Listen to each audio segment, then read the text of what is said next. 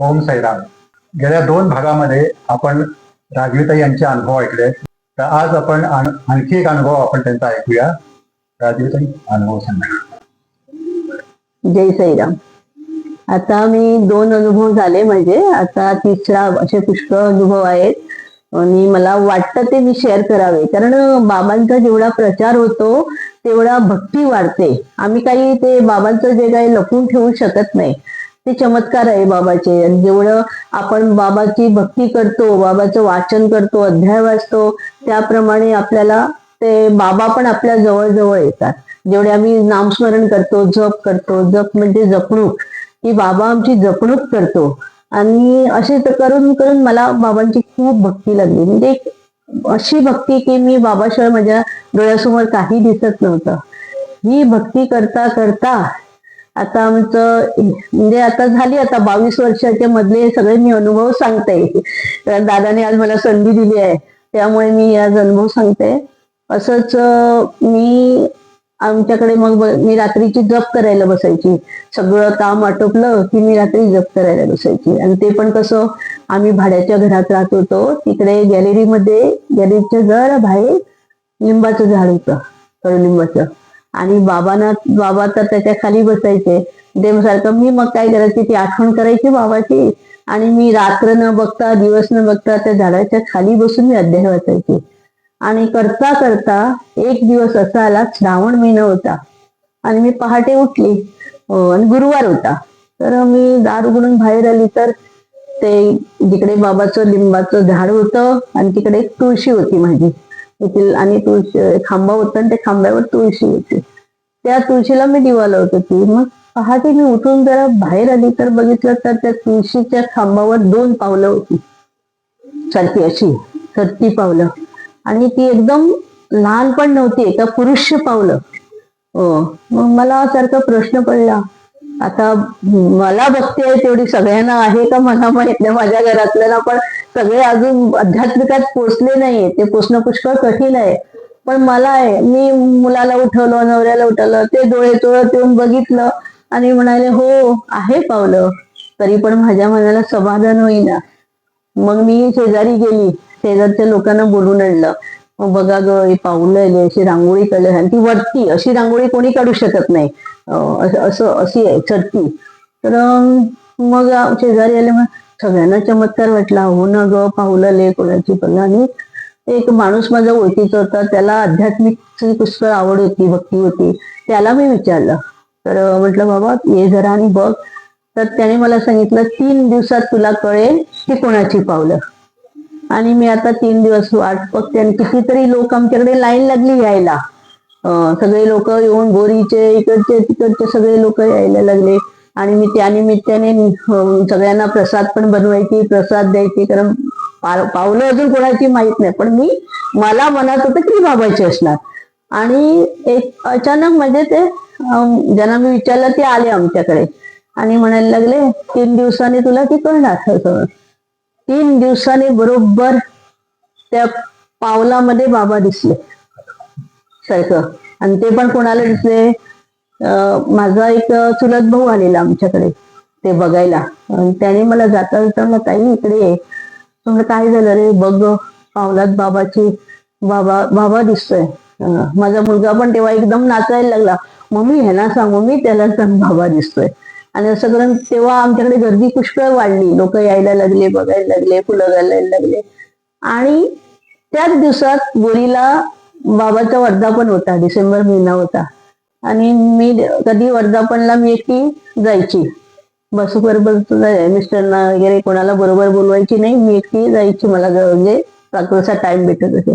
आणि मी अशीच गेली आणि आमची ती पावलं तिकडे होती बाबाची. तर मला असं इतका आनंद की मी ती कोणाला सांगू, कोणाला नको.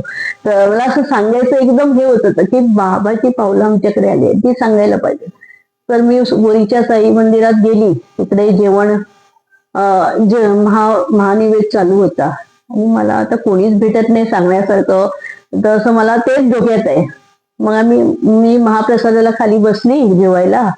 तर माझ्या साईडला आणि पुष्कळ कमी कमी 1000 लोक होते, 1000च्या जास्त. आणि मी बाजूला एक बाई होती, ती मला म्हणालेली, बघ बाबाचं जेवण किती गरम गरम आहे. आम्ही घरातून जर जेवण बाहेर डायनिंग टेबलवर आणतो पर्यंत थंड होतं आणि बाबाचं एवढं गरम गरम जेवण आहे.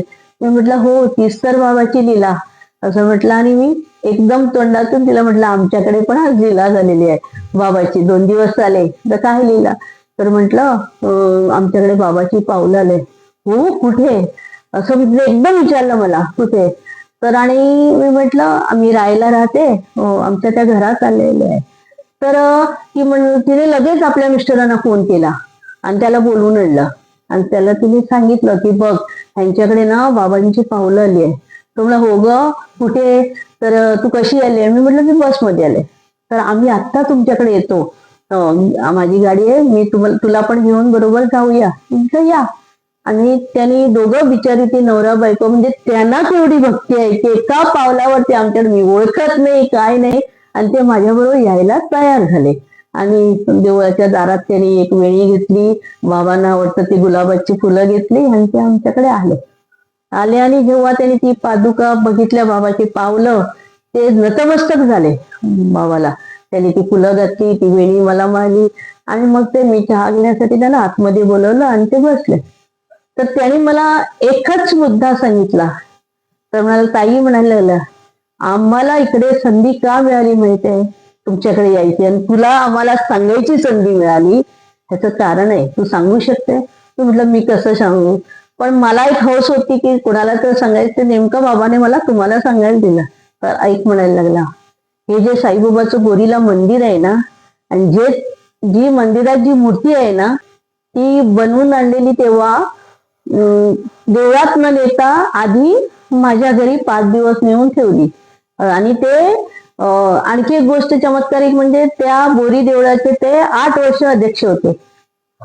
आणि ते आमच्याकडे बघ, त्यांना यायला बाबाने त्यांनाच आणलं शोधून. 1000 लोक तिकडे महाप्रसादाला बसलेले आणि मला नेमकं तिलाच सांगायचं असं आलं मनात, आणि एवढी गोष्ट पुढे गेली. आणि त्याच्यानंतर मग ते येऊन पाया पडून वगैरे गेले. आणि मग मी रोज रात्री त्या कडुलिंबाच्या झाडाखाली अध्याय वाचायची. मग पाऊस सुरू झाला तेव्हा मी बाबांना म्हटलं, बाबा आता पाऊस पडतोय, थंडी लागते, मग एक काम करा ना बाबा, तुम्हीच आतमध्ये या, घरात माझ्या देवाऱ्यात या. आणि नेमकं 1-2 दिवसांनी त्या पादुका, बाबाची पावलं गायब झाली. आणि मी अशीच रात्री देवाऱ्यात, माझ्या देवाचा असं देवारा होता आणि देवाऱ्यात मी जप करायला बसली. जप करता करता करता मला भिंतीवर बाबाचा डोळा दिसला. आता मी बाबाची एवढी भक्त आहे, तर मला असं वाटायला लागलं की मलाच दिसतो, दुसऱ्यांना पण दिसायला पाहिजे ना, तेव्हा ती खरी गोष्ट आहे. मी सांगितलं आणि दुसऱ्याला दिसला नाही असं म्हणून मी गप्प राहिली, कोणालाच नाही सांगितलं. तर डोळा मी बघितला बाबाचा. आणि दुसऱ्या दिवशी मी सकाळी पुन्हा त्या डोळ्याजवळ गेले तर बाबाची चेहऱ्याची आकृती पण झालेली होती. तोंड दिसत होतं, दात दिसत होते. मग मी माझ्या भावाला बोलवलं आणि त्यांना म्हटलं, बघ बाबा, तुला म्हटलं इकडे साईबाबाच्या भिंतीवर कुठे डोळा दिसतो तो बघ.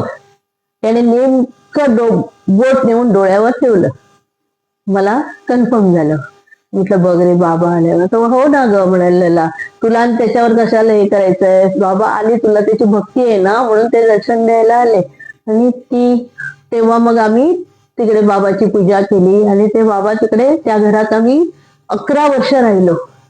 हो, आणि तिकडे पण मग असेच लोक येऊ लागले, भक्तगण येऊन भेट घेऊन लागले, सगळे बाबाला पाहायला लागले. तो पण सारखा दिसत होता बाबा. आणि त्याप्रमाणे माझं बाबाची भक्ती वाढत गेली, सांगायची म्हटली तर खूप वाढत गेली. जय साईराम.